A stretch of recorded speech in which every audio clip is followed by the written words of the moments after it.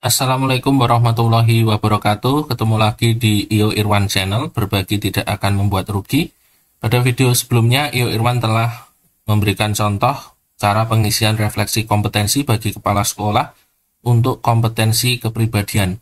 Nah, video ini adalah lanjutan untuk tutorial sebelumnya. Kali ini IO Irwan akan memberikan contoh tutorial untuk pengisian refleksi kompetensi pada kompetensi yang lainnya. Oke, langsung saja kita buka platform Merdeka Mengajar melalui desktop atau melalui komputer. Kita buka di bagian ini, refleksi kompetensi. Nah, kemarin kita sudah mengisi bagian kompetensi kepribadian, ditandai dengan centang hijau dan selesai. Nah, kita akan lanjutkan untuk kompetensi sosial, ada 15 soal. Kita klik mulai.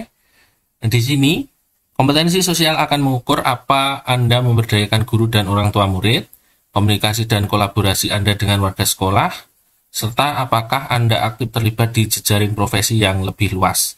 Estimasi waktu pengerjaannya antara 30-40 menit. Kemudian kita lanjut ke saran pengerjaan. Sebelum mulai, perhatikan saran pengerjaan, kerjakan di tempat kondusif dan minim distraksi, kerjakan sendiri agar hasilnya lebih relevan dan bermakna. Yang ketiga, jujur apa adanya sesuai kondisi sehari-hari. Penting, jawaban tidak bisa diubah setelah dipilih, maka jawablah yang paling sesuai dengan diri Anda. Tidak ada benar atau salah. Jadi, seperti yang kita lakukan sebelumnya, jawabannya ini semua benar, sesuaikan dengan kondisi kita masing-masing, karena nanti hasilnya tentu akan berguna untuk pengembangan diri kita masing-masing. Oke, kita klik mulai. Soal yang pertama, Anda telah diundang bergabung dalam proyek kolaboratif regional yang melibatkan beberapa sekolah dengan tujuan meningkatkan kualitas pendidikan dan kepemimpinan. Proyek ini mencakup beberapa aspek seperti pengembangan kurikulum bersama, pelatihan profesional untuk staf pengajar, dan peningkatan fasilitas sekolah. Pada rapat awal, terdapat perdebatan sengit mengenai alokasi sumber daya dan strategi implementasi antara berbagai sekolah. Dalam waktu bersamaan, Anda juga menghadapi beberapa isu mendesak di sekolah Anda, termasuk peningkatan performa siswa yang belum memenuhi target dan masalah dengan staf pengajar yang memerlukan perhatian segera. Apa yang Anda lakukan dalam situasi ini? Jadi ada masalah ya, ada kerjasama, tapi ada perdebatan sengit terkait alokasi sumber daya dan strategi implementasi. Kemudian di sekolah kita sendiri juga ada masalah yang mendesak, peningkatan performa siswa, dan masalah dengan staf pengajar yang memerlukan perhatian. Apa yang kita lakukan? Ada 4 jawaban. Pertama, mendelegasikan tanggung jawab dalam proyek kolaboratif kepada salah satu rekan kepala sekolah agar proyek kolaboratif tetap berjalan. Anda juga berencana menangani isu di sekolah Anda dengan memprioritaskan masalah yang paling mendesak. Yang kedua, memilih untuk terlebih dahulu menyelesaikan masalah mendesak yang ada di sekolah Anda. Setelah isu di sekolah dapat ditangani, baru yang akan mencoba untuk bergabung dalam proyek kolaboratif dan mencoba mengambil peran yang belum diisi. Ketiga, menginisiasi pertemuan tambahan untuk mendiskusikan alokasi sumber daya dan strategi proyek kolaboratif. Selain itu, membuat rencana aksi untuk menangani isu di sekolah Anda dengan melibatkan staf pengajar untuk dukungan tambahan. Yang keempat, mengajukan alternatif rencana implementasi bertahap untuk pelaksanaan proyek kolaboratif dengan mempertimbangkan alokasi sumber daya secara efisien dan menyusun strategi untuk menangani isu di sekolah Anda secara paralel. Nah, ini semua jawaban tidak ada yang benar, tidak ada yang salah ya. Ya, sesuaikan saja. Apakah mendelegasikan tanggung jawab, memilih untuk menyelesaikan salah satu, misalnya di sekolah dulu, atau menginisiasi pertemuan tambahan, atau mengajukan alternatif. Karena tadi ada perdebatan ya, sebenarnya bebas memilih, saya coba pilih ini. Untuk yang kedua, sebagai kepala sekolah, Anda melakukan evaluasi terhadap pelaksanaan proyek penguatan profil pelajar Pancasila. Hasil evaluasi menunjukkan bahwa proyek berjalan cukup baik, terutama dalam pengembangan keterampilan kerjasama siswa. Namun, terdapat kekurangan dalam kolaborasi antar guru lintas mata pelajaran, di mana beberapa guru kurang terlibat aktif dan mengalami kesulitan mengintegrasikan pelajaran mereka ke dalam proyek. Beberapa guru juga merasa kurang dilibatkan dalam proses perencanaan, sehingga ide-ide yang mereka miliki tidak terakomodasi dengan baik. Apa yang akan Anda lakukan untuk meningkatkan kolaborasi guru dalam pelaksanaan P5 di semester berikutnya? Yang pertama, meminta setiap guru untuk menyusun rencana P5 masing-masing sesuai mata pelajaran yang diajarkan, kemudian menggabungkan ide tersebut menjadi suatu proyek. Wah, luar biasa susahnya ini.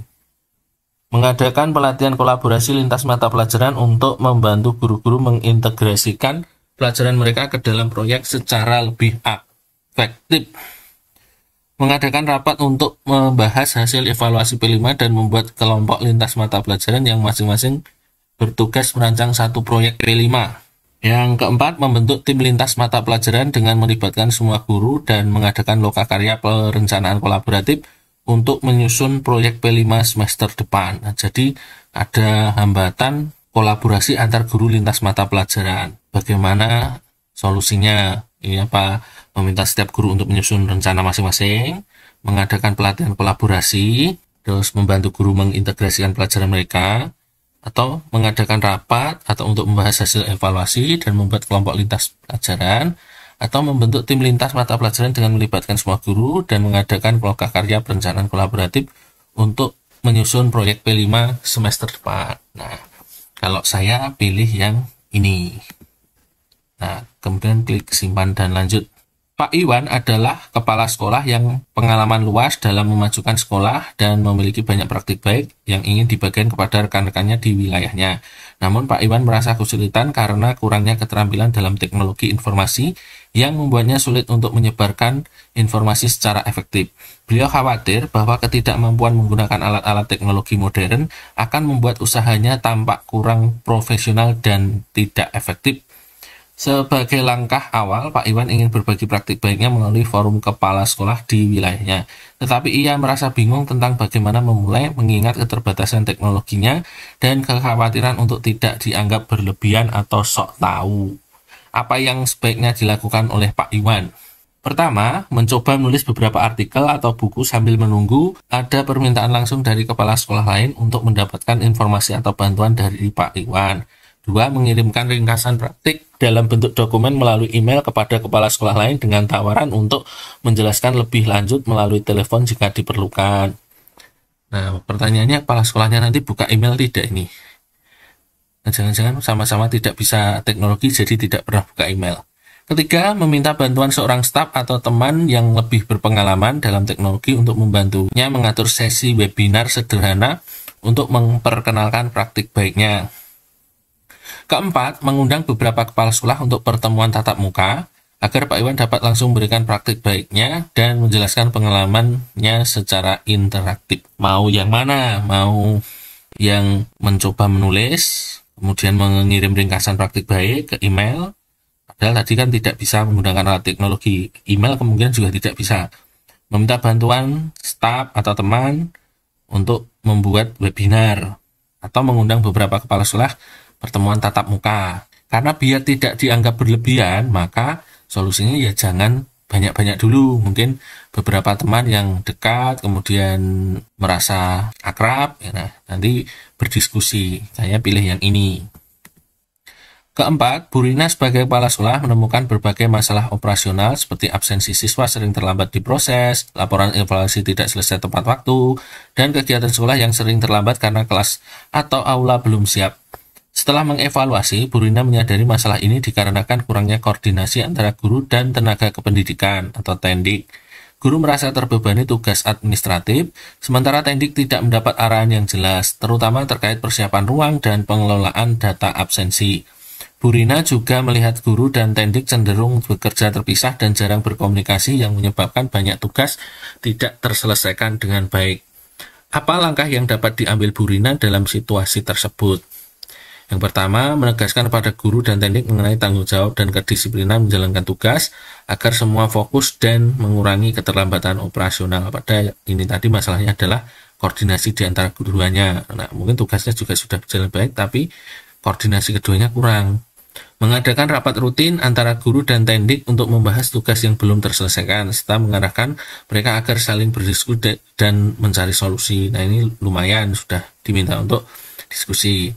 Kemudian yang ketiga, berdiskusi secara terpisah dengan guru dan TENDIK untuk mengidentifikasi hambatan komunikasi dan menggali akar permasalahan. Jadi ini Kepala sekolah dengan guru dulu, kepala sekolah dengan teknik dulu. Yang keempat, menetapkan struktur pembagian tugas yang jelas dan mengatur mekanisme monitoring mingguan untuk memastikan setiap tugas terselesaikan tepat waktu. Antara ini ditetapkan pembagian tugasnya. Ini kan di sini tadi tugas sudah jelas, tapi guru itu berbebani secara administrasi dan komunikasinya belum bisa. Nah, kalau saya coba ini. Karena komunikasinya kurang baik, saya pilih untuk saling berdiskusi.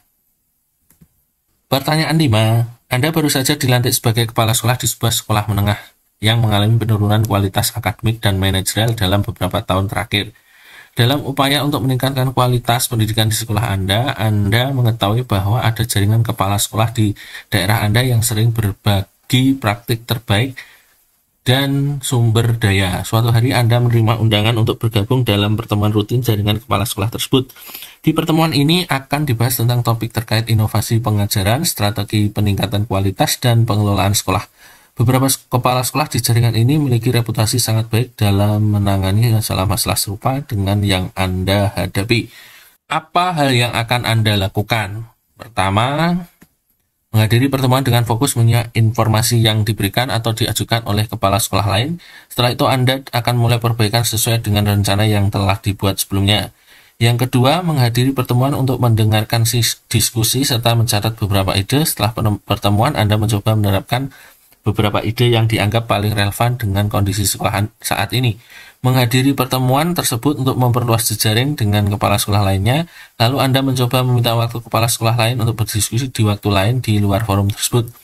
Menghadiri pertemuan tersebut untuk bertanya tentang solusi spesifik mengenai tantangan di sekolah Anda, lalu mengikuti saran dari kepala sekolah lain untuk mulai menerapkan praktik terbaik yang relevan.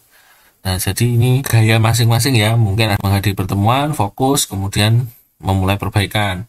Ada yang mendengarkan diskusi, catat, baru setelah itu menerapkan. Ada yang menghadiri pertemuan, ngobrol, kemudian tanya di lain waktu. Ada yang menghadiri langsung tanya solusi secara spesifik. Nah, itu sebenarnya memang gaya kita dalam kompetensi sosial ini. Nah, silahkan pilih salah satu. Kalau saya lebih condong ke bagian yang ini, memperluas jejaring. Pertanyaan 6, Anda menerima laporan bahwa banyak siswa dan orang tua kesulitan menyesuaikan diri dengan jadwal sekolah karena informasi sering terlambat disampaikan. Jadwal ujian ekstrakurikuler dan perubahan acara sekolah sering diberitahukan mendadak, bahkan ada yang baru diinformasikan sehari sebelum kegiatan. Akibatnya banyak siswa dan orang tua bingung, datang terlambat, atau melewatkan kegiatan penting. Beberapa orang tua mengandalkan informasi dari anak mereka, tetapi seringkali siswa tidak menyampaikan dengan benar. Selain itu, banyak orang tua yang tidak aktif memeriksa grup pesan sekolah, sehingga mereka sering melewatkan informasi penting. Apa tindakan Anda untuk memperbaiki komunikasi antara pihak sekolah, siswa, orang tua? Nah, ini mungkin masalah yang klasik ya, sering terjadi. Apa yang akan kita pilih? Mengimbau para guru untuk memberikan informasi secara jelas dan rinci pada siswa, serta memastikan siswa bertanggung jawab menyampaikan informasi tersebut dengan tepat kepada orang tua. Kedua, mengarahkan para guru untuk memanfaatkan papan pengumuman dan mengingatkan siswa untuk mencatat jadwal kegiatan, serta menginformasikan pengumuman pada orang tua melalui pesan pribadi. Ketiga, meminta guru membagikan surat edaran fisik kepada siswa untuk disampaikan pada orang tua, serta menanyakan pada siswa untuk memastikan bahwa informasi telah diterima oleh orang tua. Yang keempat, membuat sistem penyampaian informasi secara berkala agar orang tua memiliki jadwal yang jelas untuk mengecek informasi terbaru, serta menetapkan kebijakan disampaikan minimal 3 hari sebelumnya. Semuanya bisa dilakukan ya. Ini yang pertama, ini informasi jelas pada siswa, tapi siswa bisa jelas tidak kepada orang tua, kan itu juga sudah beda kan, beda orang. Kemudian yang ini papan pengumuman. Kalau papan pengumuman kemudian mengingatkan siswa untuk mencatat jadwal, menginformasikan pada orang tua melalui pesan pribadi, itu juga bisa. Kemudian membagikan surat edaran fisik. Nah, kemudian menanyakan kepada siswa sudah tersampaikan atau belum. Nah, itu juga mengingatnya bisa. Sistem secara berkala, terus kebijakan disampaikan minimal 3 hari sebelumnya. Nah, ini kalau ada sesuatu yang mungkin jelas, mungkin tidak sifatnya dadaan, mungkin yang ini mungkin bisa. Tapi kalau memang terlalu mendadak, maka kita bisa mengingatkan pakai edaran fisik, bisa pakai papan pengumuman. Nah, kalau edaran fisik juga lebih bagus lagi karena sekolah kan buat kalau tidak punya sistem informasi lewat website atau seperti itu. Saya pilih yang membagikan surat edaran karena kalau sistem informasi kan tidak semua sekolah bisa memiliki. Pertanyaan 7, sebagai kepala sekolah baru, Bu Putri memiliki visi menjadikan sekolahnya sebagai sekolah adiwiyata. Keren ini. Meskipun sekolah sudah memiliki inisiatif lingkungan seperti taman, tempat daur ulang sampah, dan program penghematan energi, beberapa guru merasa penambahan pendidikan lingkungan ke dalam kurikulum akan menambah beban kerja, terutama dengan adanya kurikulum baru. Siswa juga kurang antusias terhadap program lingkungan karena dianggap membosankan dan tidak relevan. Selain itu, tenaga kependidikan belum dilibatkan secara optimal dalam pengelolaan lingkungan. Apa yang sebaiknya dilakukan Bu Putri untuk mencapai tujuan sekolah adiwiyata? Ini program yang luar biasa ini. Memberikan penghargaan bagi guru, siswa, dan tenaga kependidikan yang berkontribusi aktif dalam kegiatan lingkungan, serta mengadakan kompetisi untuk meningkatkan semangat siswa dalam program adiwiyata. Kedua, menetapkan kebijakan yang melibatkan tenaga kependidikan dalam mengelola taman dan area daur ulang, serta meminta para guru mengintegrasikan pendidikan lingkungan ke dalam kurikulum secara bertahap. Ketiga, mengadakan pelatihan bagi guru mengenai integrasi pendidikan lingkungan ke dalam pembelajaran dan membuat jadwal mingguan bagi siswa untuk terlibat dalam kegiatan adiwiyata guna menciptakan antusiasme. Membentuk kelompok kerja yang terdiri dari guru, siswa, dan tenaga pendidikan untuk merancang mengawasi keberjalanan program lingkungan, kemudian integrasikan dengan aktivitas sekolah sehari-hari. Kalau saya cenderung ke ini. Pak Nasir sebagai kepala sekolah melihat bahwa hasil belajar siswa di beberapa kelas tidak menunjukkan perkembangan signifikan. Setelah melakukan observasi, Pak Nasir menyadari bahwa sebagian guru masih menggunakan metode pengajaran konvensional yang kurang melibatkan siswa dalam proses pembelajaran. Dalam diskusi dengan beberapa guru, mereka merasa kesulitan untuk menerapkan metode pembelajaran yang interaktif dan memanfaatkan teknologi, terutama karena perubahan kurikulum yang baru ditetapkan. Pak Nasir juga mengetahui bahwa guru-guru muda di sekolah lebih antusias dan beradaptasi dengan metode baru, sementara guru-guru senior merasa nyaman dengan metode lama. Apa yang sebaiknya Pak Nasir lakukan dalam situasi tersebut? Mendorong para guru untuk mengikuti pelatihan pembelajaran interaktif serta menciptakan iklim yang saling memotivasi sesama guru. 2. Menyelenggarakan workshop wajib yang difokuskan pada pengajaran berbasis teknologi dan metode pembelajaran interaktif untuk semua guru. 3. Membuat komunitas belajar agar guru-guru muda dapat berbagi praktik baik kepada guru senior melalui forum diskusi secara berkala. 4. Membuat kebijakan dan dukungan pada guru-guru yang mahir teknologi untuk menjadi mentor bagi guru senior dalam menguasai teknologi. Nah, semuanya bisa dilakukan. Nah, tapi mau pilih yang mana? Saya pilih yang ini. Pertanyaan 9, Pak Amir sebagai kepala sekolah mendapatkan arahan dari Dinas Pendidikan untuk mengumpulkan laporan perkembangan pembelajaran setiap kelas dalam 2 hari. Pada saat yang sama, sekolah sedang mempersiapkan acara Hari Pendidikan Nasional yang dilaksanakan 3 hari lagi. Para guru telah dibagi ke dalam kelompok dengan tugas yang berbeda. Ada yang menangani persiapan acara, ada yang mengurus laporan, dan ada yang tetap mengajar seperti biasa. Beberapa guru di kelompok laporan merasa kelebihan beban karena harus menyelesaikan laporan di bawah tekanan waktu, sementara guru di kelompok lain hanya fokus pada persiapan acara tanpa beban administratif. Apa yang sebaiknya dilakukan Pak Amir? Nah, jadi ada 3 kelompok ya tadi. Persiapan acara, ada yang buat laporan, ada yang tetap mengajar. Pertama, meminta semua kelompok untuk fokus pada tugas masing-masing dan meminta waktu tambahan kepada dinas untuk menyelesaikan laporan setelah acara selesai. Ini kan ya mungkin ya tidak, tergantung laporannya segera atau tidak. Nah, yang kedua, meminta kelompok laporan untuk menyelesaikan tugas sesuai target dan memberi apresiasi tambahan sebagai bentuk penghargaan setelah laporan selesai. Jadi ada iming-iming ini berarti. Ketiga, memindahkan beberapa guru dari kelompok persiapan acara untuk membantu menulis laporan agar beban kerja lebih merata dan semua tugas selesai tepat waktu. Mungkin bisa saja.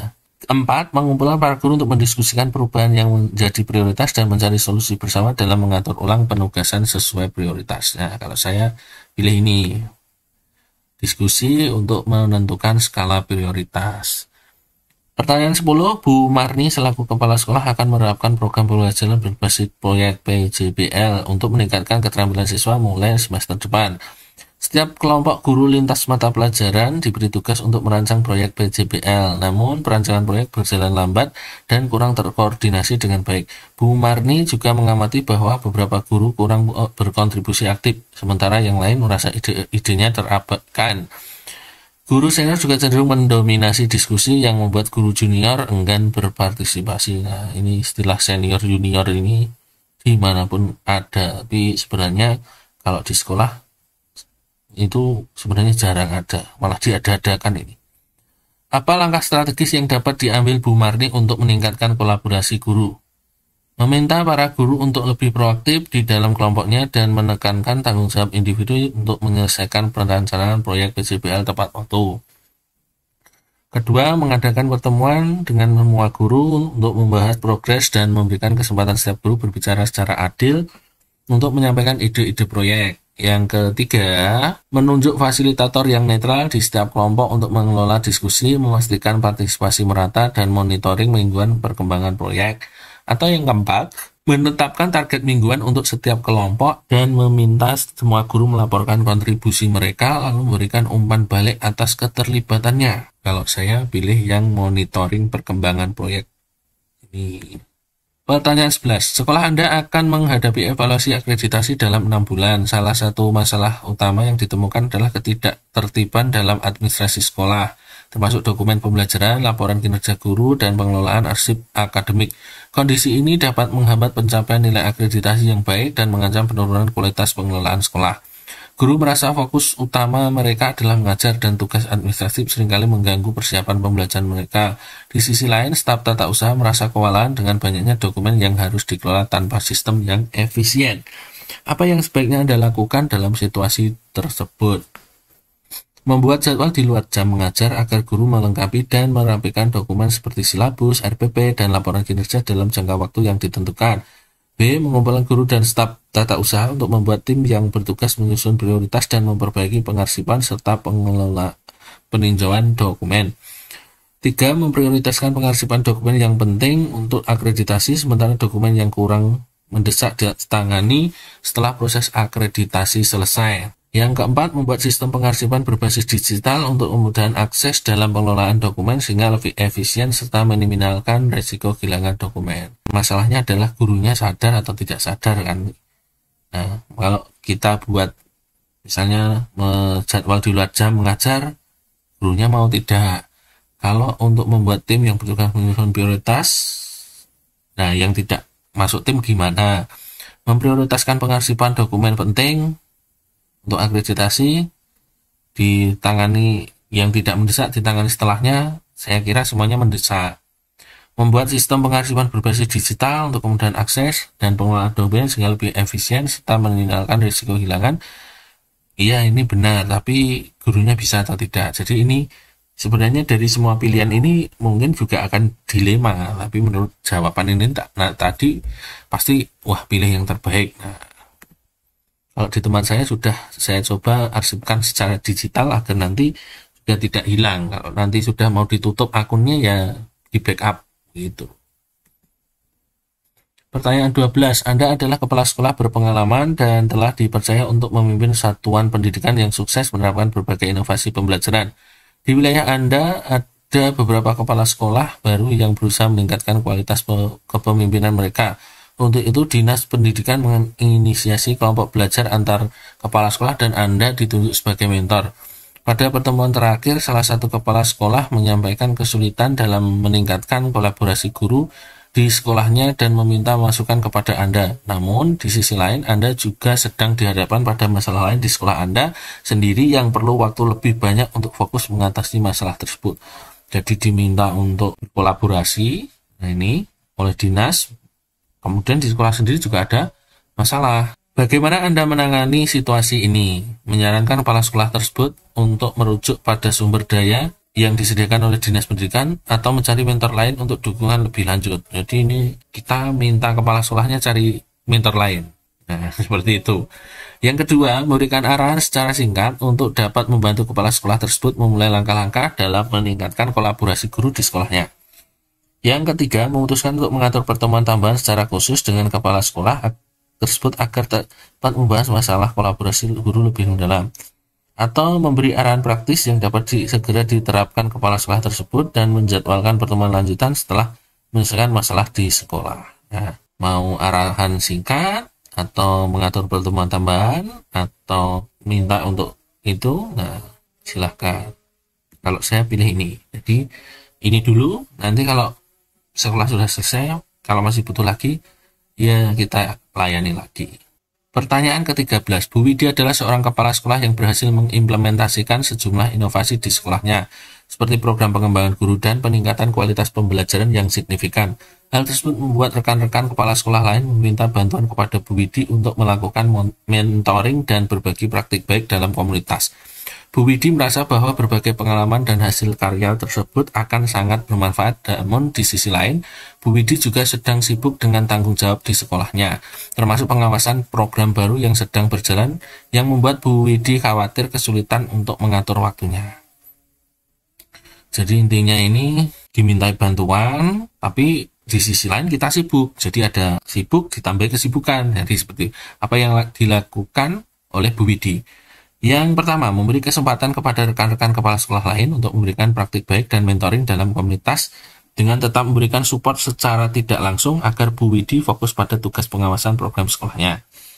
Yang kedua, membuat materi panduan tertulis merangkum praktik baik yang sudah diterapkan Bu Widi di sekolahnya, lalu membagikannya kepada rekan-rekan kepala sekolah melalui email atau forum daring sehingga tidak perlu pertemuan tatap muka. Yang ketiga, mengadakan sesi mentoring kepala sekolah setiap sebulan, di mana Bu Widi akan berbagi praktik baik, serta memberikan kesempatan kepada rekan lain untuk bertukar pengalaman dan belajar bersama tanpa harus mengorbankan banyak waktu. Yang keempat, mengusulkan program mentoring yang terstruktur dengan berkolaborasi bersama beberapa kepala sekolah berpengalaman sebagai mentoring pendukung agar jadwal dapat dibuat fleksibel sehingga tanggung jawab di sekolah tetap berjalan lancar. Kalau saya pilih ini, jadi nanti mentoringnya jangan hanya satu, pasti dengan banyak kepala sekolah, pengalamannya juga akan semakin banyak, kemudian jadwalnya bisa fleksibel, kemudian tidak mengganggu yang ada di sekolah. Jadi tidak harus Senin, tidak harus Selasa gitu. Kalau istilahnya repot ya cari waktu yang senggang seperti itu. Pertanyaan 14. Sebagai kepala sekolah, Bu Cita melihat minimnya keterlibatan orang tua dalam proses pembelajaran. Hal ini tampak dari rendahnya partisipasi mereka dalam rapat sekolah, serta komunikasi yang terbatas antara guru dan orang tua di luar laporan hasil belajar. Banyak orang tua menganggap bahwa pembelajaran sepenuhnya menjadi tanggung jawab sekolah. Sementara guru merasa orang tua kurang memahami cara mendukung anak-anak mereka di rumah.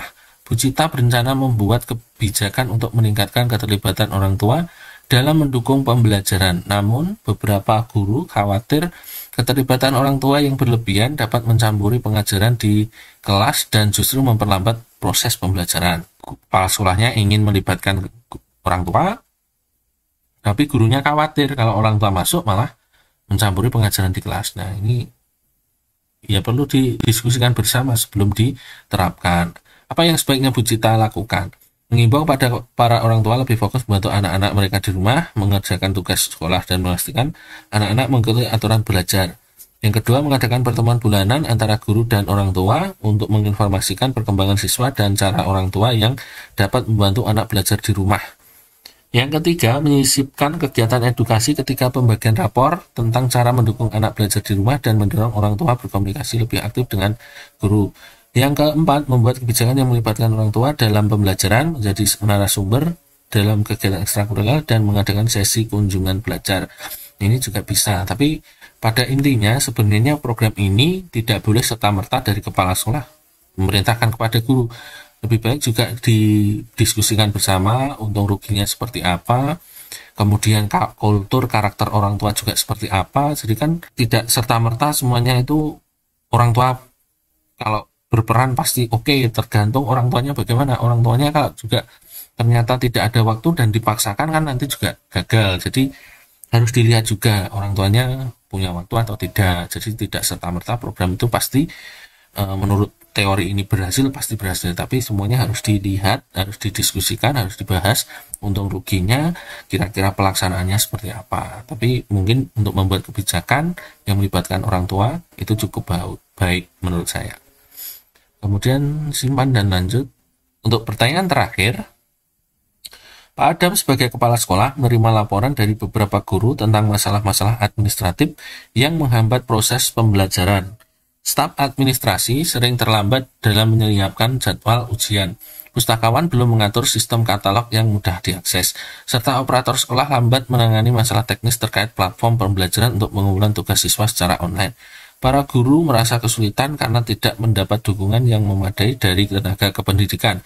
Namun beberapa dari mereka merasa pekerjaan mereka tidak berdampak langsung pada pembelajaran dan cenderung kurang terlibat dalam upaya peningkatan layanan pendidikan.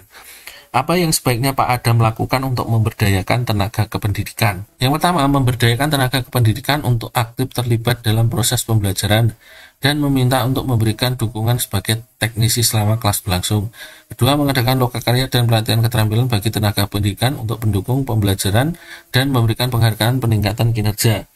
Ketiga, membuat sistem penilaian kinerja tenaga kependidikan yang transparan dan terstruktur, mencakup kemampuan teknis serta kecepatan menanggapi kebutuhan guru dan siswa. Mengadakan pertemuan dengan tenaga kependidikan untuk menggali kendala yang dihadapi dan mendorong bekerja efisien dan proaktif dalam mendukung tugas guru. Saya pilih ini, simpan dan lanjut. Ya, kumpulkan. Iya, saya mengerti. Nah, ini juga sudah selesai. Nanti hasilnya bisa dilihat kalau 3 kompetensinya sudah muncul. Nah, sekilas dari kompetensi sosial yang disampaikan ini, kondisi sekolahnya juga luar biasa bagus ya. Ini tadi ada yang sekolah adiwiyata, ada yang punya tenaga kependidikan, ada yang kepala sekolah inovatif. Nah, mungkin itu semua tidak saya alami ya. Istilahnya apa ya? Membayangkan saya punya tenaga kependidikan, saya punya prestasi inovatif, kemudian di sekolah itu gurunya cukup. Nah, faktanya di lapangan kan tidak punya tenaga kependidikan, semua urusan itu yang mengerjakan guru, kemudian muridnya kecil kalau di sekolah SD tadi. Tapi kalau dilihat ini tadi, kalau sekilas banyak soal-soal yang mengarah ke soal SMP. Jadi membayangkan yang memang tidak kontekstual. Jadi kadang-kadang kalau dari atas minta guru membuat soal yang kontekstual, soal di kompetensi sosial ini tadi, saya rasa ini tidak kontekstual. Kepala sekolah SD diminta membayangkan jadi kepala sekolah SMP atau SMA ini tadi. Tapi tidak apa-apa, pada intinya jawabannya tidak ada yang benar atau tidak ada yang salah. Ya, silahkan nanti dinilai seperti apa kompetensi sosial kita. Nanti kalau baik ya alhamdulillah, kalau kurang biasanya kita nanti akan jadi sasaran diklat. Jadi tidak usah khawatir, tidak usah kecewa. Pokoknya intinya refleksi kompetensi kepala sekolah ini bukan untuk mencari kesalahan kita, tapi hanya mengukur bagaimana cara kita memandang sekitar kita terkait dengan kompetensi kita kepribadian, sosial maupun profesional. Semoga informasi ini bermanfaat bagi teman-teman semuanya. Jangan lupa dukungannya untuk like, komen, dan subscribe. Sampai ketemu lagi di video-video berikutnya. Sekian dari Iyo Irwan. Wassalamualaikum warahmatullahi wabarakatuh.